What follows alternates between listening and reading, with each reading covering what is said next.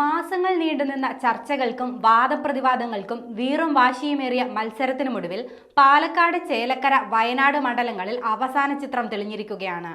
പ്രിയങ്ക കന്നി അംഗത്തിന് എത്തിയതോടെ ദേശീയ ശ്രദ്ധ പിടിച്ച വയനാട് മണ്ഡലത്തിൽ ഒടുവിൽ പ്രിയങ്ക തന്നെ വിജയക്കൊടി വീശി. 4,04,619 വോട്ടിന്റെ ഭൂരിപക്ഷം നേടിയാണ് പ്രിയങ്ക പാർലമെന്റിലേക്ക് എത്തുന്നത്. പാലക്കാട് ഇഞ്ചോടിഞ്ച് പോരാട്ടത്തിനൊടുവിൽ ലീഡ് പിടിച്ച UDF സ്ഥാനാർത്ഥി രാഹുൽ മാങ്കൂട്ടത്തിൽ 18,840 വോട്ടിന്റെ ഭൂരിപക്ഷത്തിലാണ് വിജയിച്ചത്. കഴിഞ്ഞ തിരഞ്ഞെടുപ്പിൽ ഷാഫി പറമ്പിൽ നേടിയതിനേക്കാൾ ഭൂരിപക്ഷത്തോടെയായിരുന്നു രാഹുലിന്റെ ജയം. LDF സ്ഥാനാർത്ഥി 3ാം സ്ഥാനത്തേക്ക് പിന്തള്ളപ്പെടുകയും ചെയ്തു. ചേലക്കരയിലാകട്ടെ ഒരവസരത്തിൽ പോലും പിന്നോട്ട് പോകാതെയാണ് UR പ്രദീപ് വിജയം സ്വന്തമാക്കിയത്. 12,122 വോട്ടാണ് UR പ്രദീപിന്റെ ഭൂരിപക്ഷം. വയനാട് ലോക്സഭാ മണ്ഡലത്തിലേക്കും പാലക്കാട്, ചേലക്കര നിയമസഭാ മണ്ഡലത്തിലേക്കുമാണ് ഉപതിരഞ്ഞെടുപ്പ് നടന്നത്. പാലക്കാട് ഇത്തവണ 70.51% പോളിംഗ് ആണ് രേഖപ്പെടുത്തിയത്. 2021 നിയമസഭാ തിരഞ്ഞെടുപ്പിൽ 73.71% പോളിംഗ് ആയിരുന്നു രേഖപ്പെടുത്തിയത്.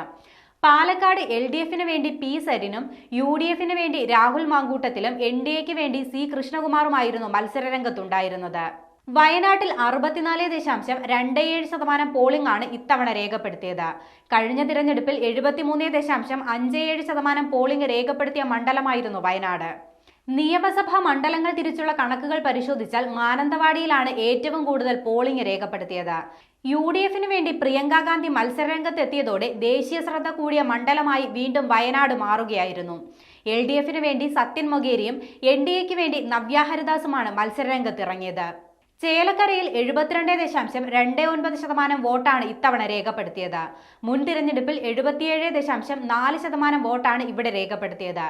ചേലക്കരയിൽ LDF സ്ഥാനാർത്ഥിയായി UR പ്രദീപും UDF സ്ഥാനാർത്ഥിയായി രമ്യ ഹരിദാസും കടുത്ത മത്സരമാണ് ഇത്തവണ കാഴ്ചവെച്ചത്.